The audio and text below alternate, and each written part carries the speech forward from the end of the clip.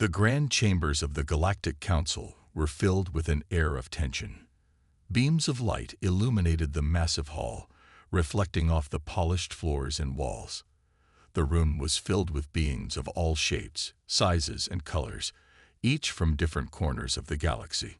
Some had tentacles, others had wings, and some even resembled massive machines more than living creatures.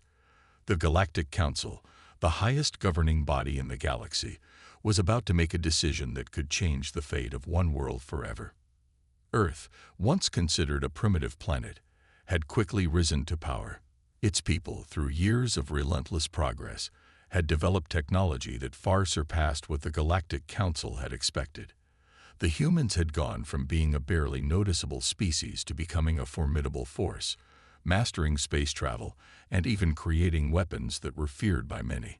The time had come for Earth to request a seat at the Galactic Council, a place where they could have a say in the future of the galaxy. Sitting at the head of the council was the leader, a tall and imposing figure. His name was Yilar, a being who had lived for millennia.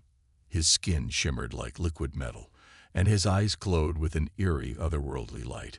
Yilar had seen many species come and go, and he had dealt with countless requests for power. He had witnessed the rise of many civilizations, and for the most part, they had all been the same. Until now, Earth was different, and that worried him. Around the room, other members of the Galactic Council muttered quietly among themselves. The room was alive with whispers and uncertain glances. The humans were a wild card, and no one could predict what they would do next. They had advanced so quickly, so violently, that the council was unsure whether they should be welcomed or feared. As the debate began, the representative from Earth, a young human woman named Captain Ilara Brooks, stood before them.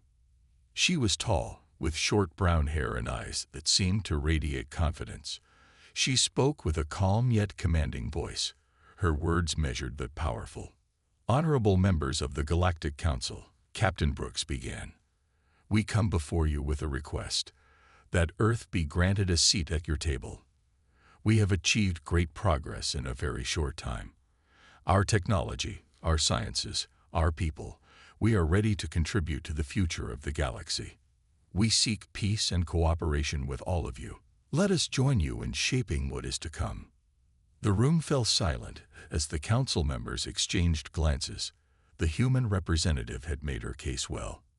Yet the silence was not a good sign. The longer it lasted, the more it seemed that they were deliberating something far darker than just a simple request. It was as if the weight of the decision was too much for them to bear. Finally, Yilar stood up. His towering presence seemed to fill the room, and all eyes turned to him. "Captain Brooks, your request has been heard," Yilar began, his voice cold and distant. "You and your people have made remarkable strides, yes, but you must understand, the Galactic Council does not simply grant membership to any species that comes knocking on our door." Captain Brooks stood her ground. "We are ready," she said. "We have the technology, the knowledge, and the desire to contribute. We can offer much more than most other species here. Our potential is limitless." Yilar's eyes glowed brighter as he stared down at her. "Your potential is what concerns us," he said. "In our eyes, humanity is still too unpredictable, too dangerous. The galaxy is a delicate balance, and bringing in a species that has not fully learned control could jeopardize everything we have worked for." Captain Brooks felt her heart race. She had known the decision might not be easy, but this was not what she had expected. The room was filled with alien faces, many of which now looked at her with judgment, suspicion, and fear. It was as if the idea of humanity joining the council was more than just a political matter. It was an existential threat to them. "But we've earned our place," Captain Brooks protested, her voice growing more determined. "You cannot deny us a seat simply because we've advanced faster than you thought possible. We've worked hard to get here. We belong here." Yilar raised a hand, signaling for her to stop. "Your people have the capacity to destroy as much as they have the capacity to create," he said. "That makes you dangerous. Far too dangerous to be trusted with a seat at the council just yet. The words hit like a physical blow. Captain Brooks clenched her fists at her sides, her mind racing. The council was afraid of humanity's potential, not because they were weak, but because they were too strong. The technology humanity possessed was unmatched in the galaxy, and the power they had at their disposal was enough to shake the very foundations of the council. "You are rejected," Lelar said, his voice final. "Until your people can prove that they are capable of more restraint, they will not be granted a place at this table." The words echoed in the room, and Captain Brooks felt a cold wave of disbelief wash over her. Rejected. For the first time in her life, she felt utterly powerless. The future of humanity, her people's destiny, was being decided by beings who had already made up their minds before hearing their case. As Captain Brooks turned to leave, the weight of the rejection hanging heavily on her shoulders, she heard Yelar speak again. His final words rang in her ears, a chilling reminder of the path ahead. "Remember this, Captain. The galaxy will always fear those who rise too quickly, and your people are no exception." With that, the doors of the Galactic Council chamber closed behind her. The future of humanity was uncertain, and the road ahead would not be easy. But Earth would not stand idly by. There was something far more dangerous on the horizon, and Captain Brooks knew that the true battle was only just beginning. The rejection of humanity by the Galactic Council was more than just a diplomatic setback. It was a warning. Captain Elara Brooks, as stunned as she was, couldn't shake the uneasy feeling that lingered long after the doors to the council chamber had closed. The words of Valar still echoed in her mind. "Your people are too dangerous to be trusted." Back on Earth, the president and the leaders of the military, intelligence agencies, and scientific community gathered in a secure underground facility, their faces grim. The decision to deny humanity a seat in the Galactic Council wasn't just a political move, it was a power play. And Captain Brooks could feel it in her bones. As she arrived at the facility, the air was thick with tension. Every member of the Earth government, every scientist and strategist, was there. They all understood the gravity of what had just transpired. Humanity, despite its technological advancements, had been cast aside, not because of its shortcomings, but because of its strength. The fear was palpable. "We've been humiliated," President Hunter began, his voice cold and serious. "But we can't focus on that. We need to understand why the Council rejected us. We need to know what they're afraid of." Captain Brooks stepped forward, addressing the room with a solemn expression. "The Council didn't just reject us because they think we're unprepared," she said, her tone steady but full of underlying anger. "They're afraid of us, of what we can do, our rapid advancement. They're scared we'll disrupt the balance of power." General Crane, one of Earth's most respected military minds, nodded. "We know how powerful we've become. But this is something else. They've seen what we can do, and they're worried we might do more. Humanity's ability to innovate, to surprise them, is something they can't control. They fear what happens when we decide to fight back." The room fell silent as the weight of the situation settled in. The fear was real, not just from the Council, but from countless alien species across the galaxy. Humanity's power, though still in its infancy, was enough to shake the foundations of the long-established Galactic Council. A power shift was in the air, and many factions stood ready to stop it. Admiral Harrow, one of Earth's most experienced tacticians, spoke up. "We have to be strategic. The Council is watching us now. They know we're capable of things they've never imagined, and they're not going to just let that slide. If we don't show them we can be controlled, they'll come for us." Captain Brooks's eyes narrowed. They've already shown their hand. They won't just watch from afar. The rejection was a declaration of war in all but name. They're coming for us. The question is, are we ready for what comes next? The room buzzed with the realization that Earth was now facing an existential threat. The Galactic Council had its reasons for denying humanity a seat, But it wasn't just about politics. It was about the unspoken fear that humanity might one day rise up and challenge the very authority of the Galactic Empire. A young intelligence officer, Lieutenant Ramos, spoke up, his voice trembling. "We've intercepted encrypted messages from the Council. They're discussing our potential threat, how humanity's technology could shift the balance of power across the galaxy. They believe we've developed something powerful enough to bring down entire fleets. They don't know what it is, but they're afraid." The room fell into tense silence again. The officers, the scientists, and the military leaders all exchanged uneasy glances. What could humanity possibly have that the Galactic Empire feared so much? Was it their new weaponry, their spacefaring technology, or something even more dangerous? A new form of power they had yet to fully comprehend. "The Council doesn't want us to join them," President Hunter continued, his voice low and grim. "But they can't ignore us either. We've proven that we're capable of creating technology that's beyond their control. Now we have to use that to our advantage." General Crane nodded. "We need to stay ahead. If we want to survive, we need to show them that we won't be intimidated. We'll need to build stronger defenses, develop more advanced technologies, and make it clear that we won't back down." But Captain Brooks wasn't convinced. "It's not enough to defend ourselves. If we're going to make an impact, we need to show them that we are not to be underestimated. We need to make them fear us." As the meeting continued, a dark realization settled over Earth's leaders. The Galactic Council had rejected them, not just because of their technology, but because humanity's very existence had become a threat to the established order. The Council feared that, if allowed to join, humans might challenge their authority, their laws, and their very way of life. But Earth had something the Council didn't understand. It had something far more dangerous than technology. It had the spirit of a species that refused to be held back, a species that, despite being new to the galactic stage, was ready to fight for its place. And so, as the meeting concluded and the doors closed, the leaders of Earth knew that their path forward was uncertain. But one thing was clear: Earth would not be silenced.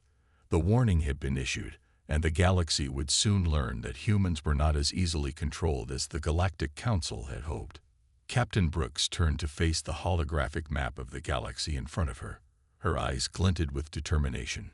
"We may have been denied a seat at the table," she said, her voice quiet but strong. "But that doesn't mean we won't make our presence felt." The room fell silent as the weight of her words hung in the air. The Galactic Council had made its move. Now, humanity would make theirs. The news spread quickly across Earth.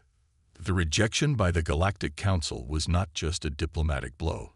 It was an act of defiance. The message had been clear. The Council didn't want humanity at the table, and they made sure to let them know that their presence was unwelcome. The weight of that rejection was enough to spark a chain of events that would shape the future of the human race. In the days following the rejection, Earth's leaders held private meetings, formulating a response. Tension simmered in every corner of the globe as the human race realized that they were standing at the precipice of something monumental. The question on everyone's mind was the same: how should Earth respond? President Hunter sat in his private office, staring out at the skyline of New York City, his hands clasped together. The decision weighed heavily on his mind. The Council had cast them aside, but humanity could not simply back down. They had to show that they would not be intimidated, that they were not just another primitive species to be dismissed. But how? The world had seen the incredible advances humanity had made in the past century, from weapons to space technology to medicine. However, it was one specific development that now held the key to Earth's future: the Star Destroyer-class ships. Developed in secret over the last decade, the Star Destroyers were the pinnacle of human engineering. Massive, heavily armed warships capable of annihilating entire fleets with a single shot. Each ship was a fortress of steel, bristling with cutting-edge weapons, shields, and propulsion systems that made it a deadly force in deep space. The humans had built 800,000 of them. The message had been clear. The Galactic Council wanted to dismiss humanity. They wanted to show the humans their place in the galaxy, but President Hunter wasn't going to let that happen. If they wanted to show Earth their power, it was time to show the Council what humans could do. "We need to send them a message," President Hunter said, his voice steady. "A message they won't ignore. We've given them the opportunity to sit at the table. They've rejected us. Now it's time to show them what they've ignored." A tactical meeting was held with Earth's top military officials, scientists, and strategists. The plan was simple. Deploy a fleet of star destroyers to a neutral sector of the galaxy, a place where no species had any official claim, and let the Galactic Council know that Earth was not to be underestimated. The message would be loud and clear. Humanity had the power to destroy, and they would not tolerate being overlooked. General Crane, who had been one of the leading advocates for Earth's defense, spoke with conviction. "We can't just send a few ships to prove our point. We need to send the full force, 800,000 star destroyers. That's enough to make any galactic empire pause and reconsider. We need to make them realize that humanity is not a force to be taken lightly." The plan was bold, and some of the council members might see it as an act of war. But for those on Earth, it was the only way to ensure survival. The humans had been underestimated for too long, and it was time to show the galaxy the true strength of Earth's technological might. As the fleet of star destroyers was assembled, Earth's most skilled engineers and soldiers worked around the clock, ensuring that each ship was ready for action. The ships were armed with the most advanced weapons ever created, including hypercharged plasma cannons, disruptor beams, and missile systems designed to tear through the toughest of alien hulls. Every ship had a crew of elite soldiers, scientists, and tacticians, each trained to fight in the vast expanse of space. Captain Brooks was among those chosen to lead the mission. She had earned her place through sheer determination and skill. Her reputation as a fighter, a strategist, and a leader made her the perfect candidate for this critical task. She knew that the eyes of the galaxy would be on her, and she had no intention of letting humanity back down now. As the star destroyers took off from Earth's orbit, a sense of unity swept across the planet. The people of Earth were no longer just a divided collection of nations and states. They were one unified species, united in their resolve to prove that they deserved to be part of the galactic community. The hum of engines filled the air as the massive ships ascended, leaving the Earth behind and heading toward the stars. Captain Brooks stood on the bridge of the lead star destroyer, her eyes fixed on the stars ahead. She could feel the weight of the mission pressing down on her shoulders. The galaxy would soon know that Earth was not a species to be dismissed, not one to be ignored. The fleet moved in perfect unison, the lights from the star destroyers casting an eerie glow on the darkness of space. The humans had arrived, and they weren't about to turn back. The Galactic Council had made a grave mistake in underestimating them, and now they would pay the price. As the fleet of 800,000 star destroyers approached the edge of the galaxy, Captain Brooks knew they had reached the point of no return. There was no going back now. The stakes had been set, and the message was about to be delivered. It was time to show the galaxy that humanity was no longer a primitive species. It was a force that could not be ignored. As the massive fleet of 800,000 star destroyers advanced through the galaxy, Earth's leaders held their breath. The warning had been issued. Now, the only question left was, would the Galactic Council finally acknowledge humanity's power, or would they take this as an act of war and retaliate? On Earth, the news of the fleet's launch had sent waves of excitement and anxiety across the planet. News broadcasts, social media, and government briefings flooded with updates, each one a reminder of the unprecedented mission that was unfolding in the far reaches of space. Humanity had never sent such a force to confront an established galactic power. Back at the command center on Earth, President Hunter stood at the front of a war room, surrounded by top military strategists and the heads of Earth's scientific community. Every eye was fixed on the holographic map that displayed the movement of the Star Destroyer fleet. Time was running out. In a matter of hours, the fleet would be in position to deliver a powerful and unmistakable message to the Galactic Council. General Crane, what's the status of the fleet? President Hunter's voice broke the silence in the room. General Crane, the man overseeing the operation, nodded gravely. They're on course. At the current rate, they'll reach the designated neutral zone in approximately 12 hours. We've coordinated with every ship in the fleet, and they are all prepared for any possible confrontation. What about our defenses? The President asked, his eyes narrowing. Are we certain that our ships are up to the challenge if the Council decides to respond with force? Admiral Harrow, standing beside General Crane, spoke up. The Star Destroyers are equipped with the latest advancements in weaponry and defense systems, sir.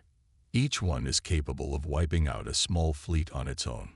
We've also added enhanced cloaking technology to ensure the fleet's position remains hidden until it reaches the neutral zone. Good, President Hunter muttered under his breath. But we can't ignore the possibility of a counterattack. Indeed, the Galactic Council had its own formidable armada, and the leaders of Earth knew the Council wouldn't take this challenge lightly.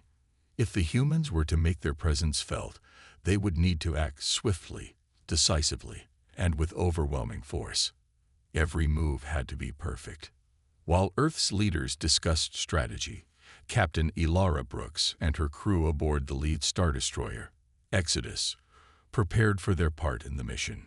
Brooks stood at the helm, watching the stars streak by in a blur. As the fleet's flagship, Exodus was tasked with delivering the final blow, the first strike that would break through the galactic political stalemate. Brooks had always believed in humanity's potential. She'd seen the raw power, the creativity, and the relentless drive to overcome any obstacle that defined human history. Now, she would lead that force into the unknown, against a power greater than anything humanity had faced before. Captain, the fleet is ready, her first officer, Lieutenant Kessler, reported. We're only hours away from the neutral zone. Our sensors are locked, and all weapons are calibrated for maximum power. Brooks turned to face the officer, her face tense with determination. Good. Once we reach the neutral zone, we engage. The Galactic Council needs to know that we won't back down, no matter what. Kessler hesitated. Captain, what if the Council retaliates? What if they bring their entire fleet to bear? Brooks' eyes hardened. Then we'll fight. But we're not just sending a message to the Council. We're sending it to every species in the galaxy. Humanity is here, and we will not be pushed around. As the fleet neared the neutral zone, the atmosphere aboard Exodus grew increasingly tense. Every officer, every crew member, was aware that they were part of something unprecedented. It wasn't just a battle. It was the beginning of a new chapter for humanity in the galaxy. The countdown had begun.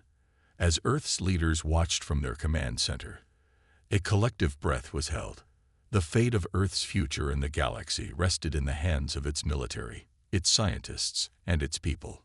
Captain, Kessler said quietly as the fleet entered the neutral zone, we're about to make history.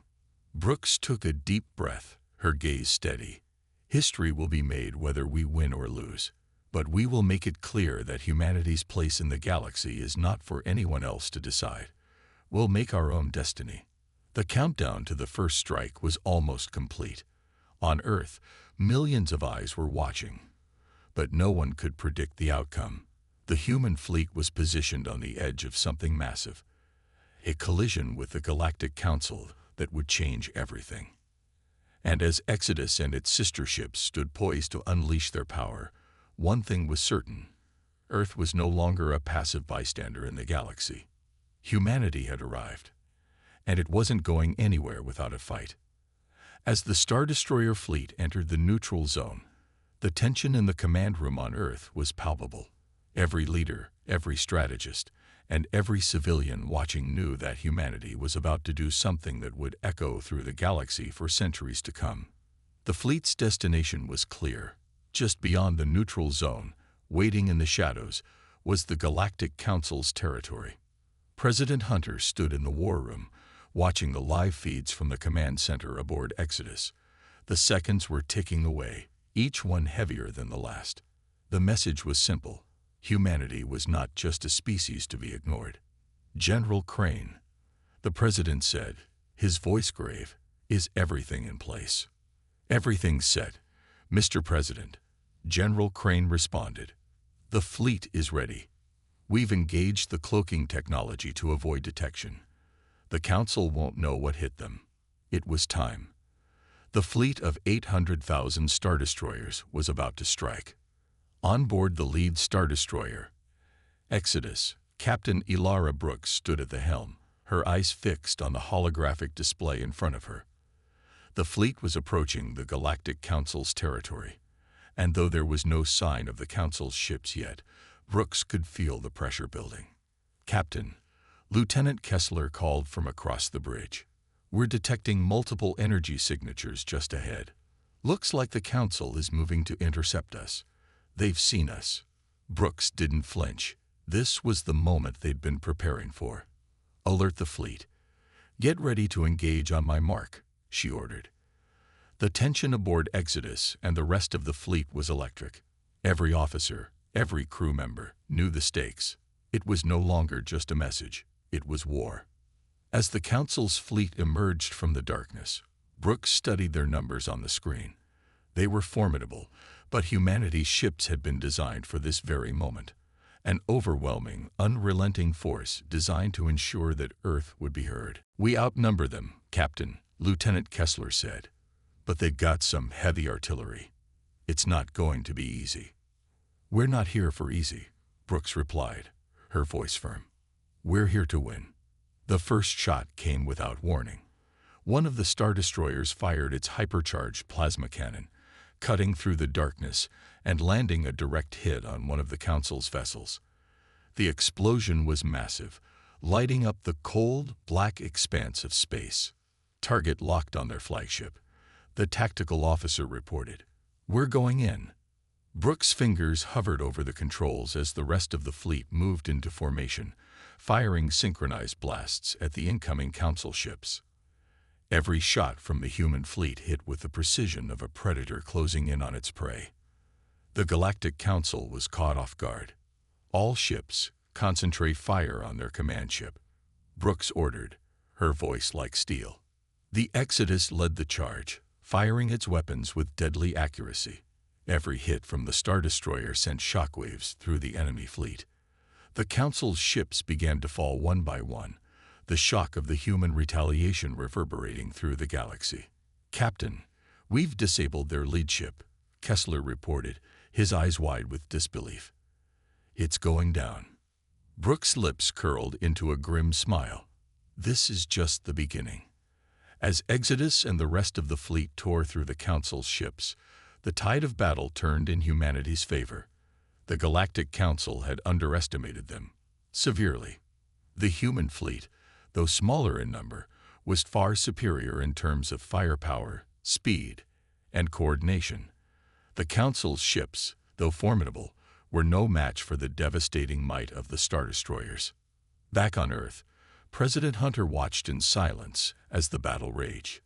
The screens in front of him showed a live feed from Exodus, as well as reports from other ships in the fleet. The devastation was clear. The Galactic Council's ships were crumbling under the sheer weight of humanity's firepower. "We're winning," one of the strategists murmured. "The Council is retreating." Hunter nodded, but there was no sign of celebration. "We're not done yet. We're making a statement, not just to the Council, but to every species out there.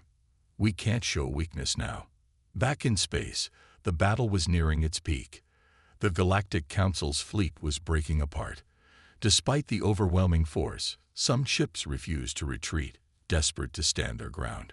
But the human fleet showed no mercy. Every last Star Destroyer fired with deadly intent, wiping out any resistance that remained. And then, just as the last of the enemy ships were disintegrating, an alien transmission came through. It was the voice of the Galactic Council's highest-ranking official, the one who had once rejected humanity's plea for a seat at the table. You should not have done this," the voice crackled through the communication system, filled with a mix of anger and fear. This will have consequences. You will pay for this defiance." Brooks responded coolly. "There's no going back now. You rejected us once. Now we decide what happens next." The message was clear. Humanity was no longer to be ignored, no longer to be dismissed as a primitive species. Earth had made its point, and the entire galaxy had felt its wrath. As the last of the Galactic Council's fleet was obliterated, the Star Destroyers began to withdraw, their mission complete. Earth had won the battle. But the question still lingered. What would the rest of the galaxy think? What consequences would there be for defying the most powerful political body in the galaxy? The human fleet, battered but victorious, made its way back toward Earth. Their victory was a message that no one in the galaxy would ever forget. The humans had sent their warning. The stakes had been set, and the galaxy now understood. Earth would not be overlooked again. The Supreme Commander shook his head. "No, we will wait. Let them make their next move. A premature strike would only make them a more formidable enemy. We need to understand them before we act." The Arkan Empire wasn't the only faction watching. Across the galaxy, in hidden corners of the universe, other species were forming their own plans. The Zathar, a race of fierce warriors with an insatiable thirst for battle, were already making moves to test Earth's resolve. Their fleet was rumored to be massing in a far-off star system, ready to make their presence known. But as each faction prepared for the next chapter, one thing became clear: the galaxy would never be the same again. Humanity had risen to the challenge, and no one knew what Earth would do next. Back on Earth, the stars seemed to shine a little brighter. Humans had faced the unimaginable and emerged victorious. The question that loomed over the planet was no longer whether Earth could survive in the galaxy, but what would they do with this newfound power? The next chapter of humanity's story had begun. The galaxy would be watching, and Earth had just made its first move. The war had ended, but the battle for Earth's place in the galaxy had only just begun. Humanity's actions had sent shockwaves through the stars, and the Galactic Council's fall was only the beginning of the ripple effect. Across the galaxy, factions were moving. Diplomats, generals, and spies were all trying to understand what Earth's victory meant and how it would affect their own futures. Back on Earth, the atmosphere was tense. The president addressed the nation again, this time in a speech that would be remembered for generations to come. He stood before a sea of reporters, military leaders, and citizens, his face set in a mask of determination. "Today," he began, his voice carrying across the world, "humanity has proven its strength. We have shown the galaxy that we will no longer be silenced. But this victory is only the first step. Our place in the stars is secured, but we must be prepared for what comes next." Though Earth had won the battle, no one truly knew if the war was over. The rest of the galaxy had seen humanity's power, and for the first time, was beginning to acknowledge it. But it was clear that Earth would no longer be left alone. The Galactic Council had underestimated humanity, but the other empires and factions across the galaxy would not make the same mistake. Back in the depths of space, the remnants of the Galactic Council were in disarray. Their defeat had shattered the political structure of the galaxy. Across the Council's once dominant territories, former allies began to break away. In the corridors of power, leaders of these factions gathered in secret, forming new alliances. They knew that their positions were precarious, and that Earth was now a threat they could not ignore. The Zathar Empire, a brutal warrior race known for their strength and aggression, was among the first to make their move. Their fleet, a formidable force of warships, had been quietly assembling on the fringes of known space. Now they were preparing to send a message to Earth. They had heard the rumors of humanity's strength, and they weren't about to let the humans get too comfortable. The supreme commander of the Zathar Empire, a towering figure clad in battle armor, surveyed the holographic display in front of him. His eyes glinted with ambition and hunger. "They have no idea what they've just done," he said, his voice cold and filled with malice. "They've awakened a sleeping giant. We will test their strength and see if they truly deserve to be called a threat. At the same time on Earth, Captain Elara Brooks stood on the bridge of the Exodus, her gaze fixed on the vast expanse of space. The fleet had returned home victorious, but the atmosphere among the crew was somber. The war had been won, but Brooks knew better than anyone that this victory wasn't the end.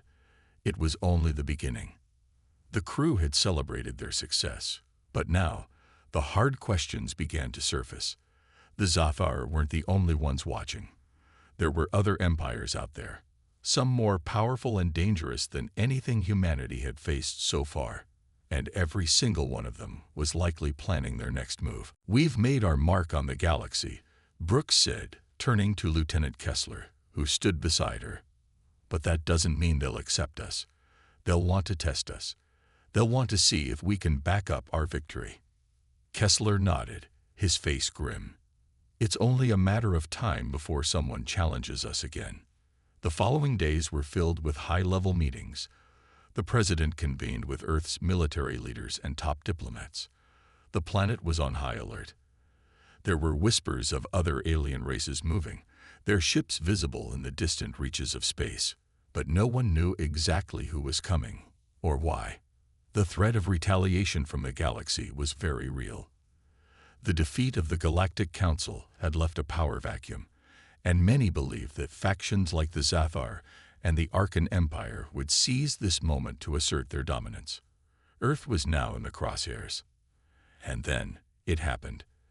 A single alien ship, unlike any humanity had encountered before, appeared at the edge of the solar system. It wasn't Zathar. It wasn't Arkan. It was an unknown species. The ship, sleek and menacing, radiated an aura of power and mystery. It was unlike any design Earth had seen, and it was heading straight for the planet. This was no small vessel. The ship was enormous, dwarfing anything in the human fleet. Its sleek, black surface gleamed with an eerie, otherworldly light. It moved with purpose, slow and deliberate, as if it had all the time in the universe. Brooks, aboard the Exodus, could feel the tension rise once more. The unknown ship's appearance was the latest sign that humanity's actions had not gone unnoticed. The galaxy was shifting, and Earth had just been thrust into the center of it. "We don't know who they are," Kessler said, his voice filled with concern. "But they've clearly come to send a message. We need to prepare for the worst." Brooks didn't respond immediately. She was focused, analyzing the incoming vessel's movement. Every sensor was trained on it. They couldn't afford to take any chances. As the ship drew closer, the first transmission came through. A message broadcast in a language Earth had never heard. The translation was immediate, and the message was clear. "Earth, you are being watched. This is only the beginning." The silence that followed was deafening. The president's voice rang through the comms, speaking to humanity and to the galaxy alike. "We have made our place in the galaxy, but we will not be intimidated. We will not be cowed. Our strength is not just in our ships, but in our resolve." The galaxy was about to learn that humanity had only just begun to show what it was truly capable of. The battle for Earth's future wasn't over. It was only starting.